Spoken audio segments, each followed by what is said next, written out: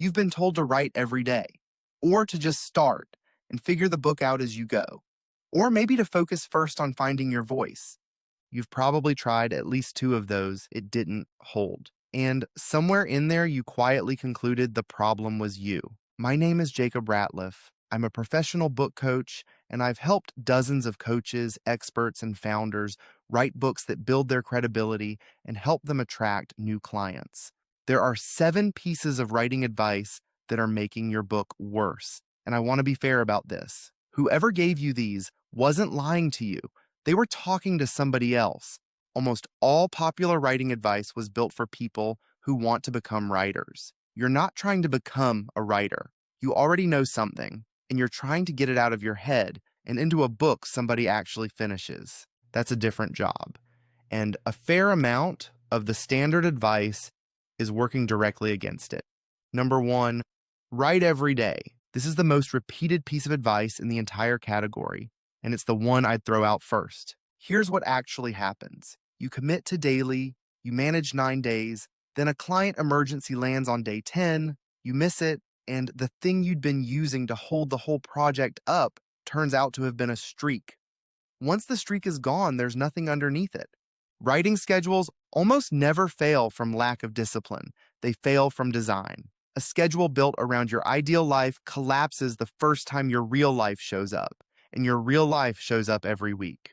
What holds instead is 3 fixed things, and some built-in slack.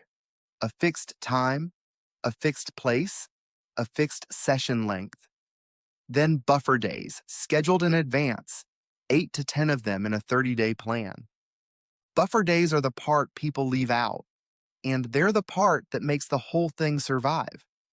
They aren't bonus days, and they aren't rewards. When you use one, nothing has gone wrong. The schedule absorbed the miss exactly the way it was designed to. The one rule I'd keep from the daily crowd is this: never skip 2 writing days in a row. 1 is a buffer day, 2 is a new habit. Now, if you genuinely do write every day and it's working, don't let me talk you out of it. Some people are wired for it, but for most people, the daily rule doesn't produce a book. It produces a fortnight, then a gap, then a growing sense that they're not the sort of person who finishes things. Number 2, just start writing. You'll figure out the book as you go.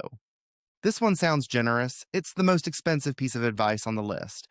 You sit down, you write 4,000 words, and it's good material. So you keep going. 15,000 words in, you can feel that something's wrong, and you can't name which part. So you start again, then you do that twice more. What you have at that point isn't a draft. It's a folder of pages that don't add up to anything, and it took you 8 months to make. Here's the reframe that matters. That is not a writing problem. It's an architecture problem. You don't know who the book is for, what it argues, or what any individual chapter is supposed to do.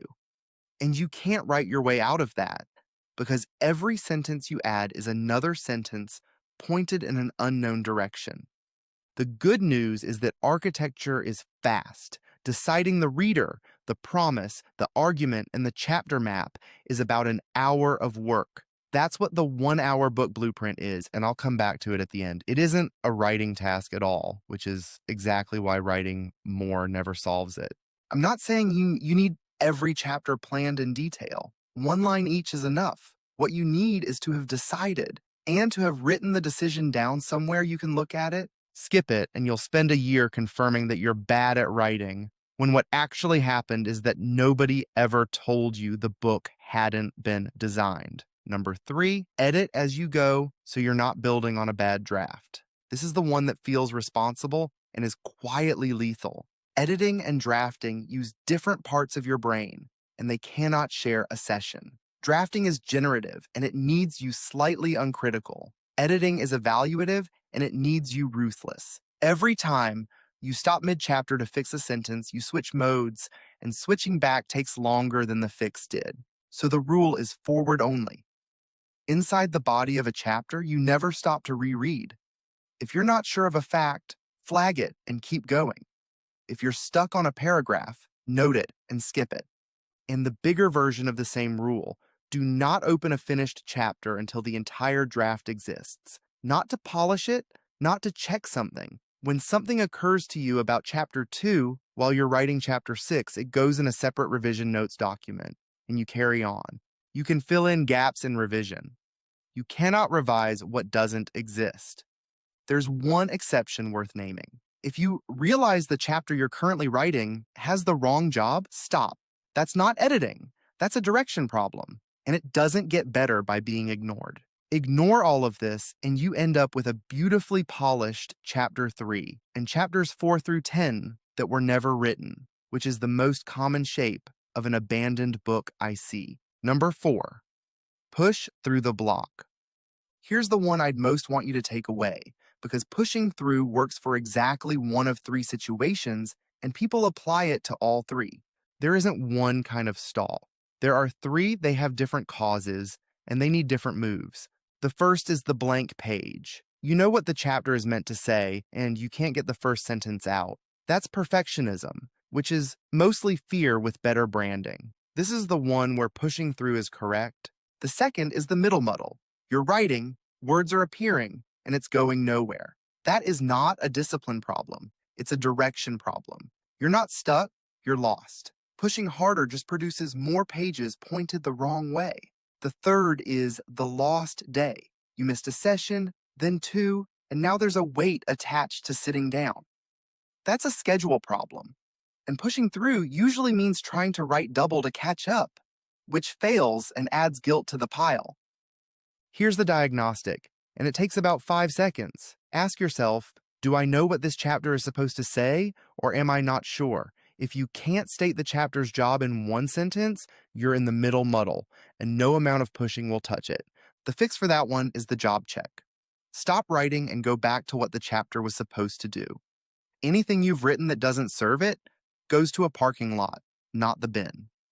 And the thing I'd want said plainly: every author stalls. Not the bad ones, not the undisciplined ones. Every author. Stalling is a feature of the process, not evidence that you're unsuited to it. Apply the wrong fix, and the real damage isn't the lost week. It's that the fix didn't work, so you conclude the problem is you. Number 5, write what you know. I want to be careful with this one, because it isn't bad advice. It's advice that stops one step too early. Write what you know is where everybody starts. And for a first-time novelist, it's probably right. For you, it produces a book that's completely accurate and totally interchangeable. Because here's the problem. Everybody else in your field also knows what you know. The certifications, the frameworks, the standard sequence of how the work goes, that's the shared inventory. A book made of it is correct and adds nothing. The version that works is narrower. Write what you know that most people in your field won't say out loud. That's a different thing entirely. It's usually something you learned by doing the work. Rather than studying it, it's often slightly impolitic, and you'd hesitate before putting it in writing. That hesitation is the signal. Mine is that people don't fail to finish books because of discipline. They fail because they never decided what the book was, and they've been calling that a writing problem for 2 years. Saying that plainly costs me the clients who want a productivity fix. It gets me the ones I can actually help. Now, if the thing you'd hesitate to say is just unkind, that isn't it. The test is whether a reader in your field would recognize it as true, not whether it stings. Stay with what you know, and you'll write a book that gets good reviews from people who already agreed with you and changes nobody's mind, which means it never sends you a single client. Number 6, get your opening sentence right before you go any further. This one wastes more hours than anything else on the list, and the fix is almost a joke. The advice isn't wrong about importance. The first sentence of a chapter genuinely is the most important sentence in it, and a reader who never gets past the first paragraph can't be won back. It's wrong about sequence. You cannot write a good opening for a chapter that doesn't exist yet, because you don't know what it opens onto. So here's what to do instead. I call it the ugly first sentence, and you do it deliberately. Write the worst possible opening you can manage, on purpose. This chapter is going to talk about why opening sentences matter, something that bad. Then keep writing. 2 things happen, reliably. The second sentence is better than the first because you now have something to react against instead of a blank page. And by the end of the session, you'll know what the chapter actually wanted to open with because you've written the thing. The rule attached to it is the part people get wrong. Don't delete the ugly sentence while you're drafting. It exists to break the paralysis, not to survive. Kill it at the end, once you've got the real one.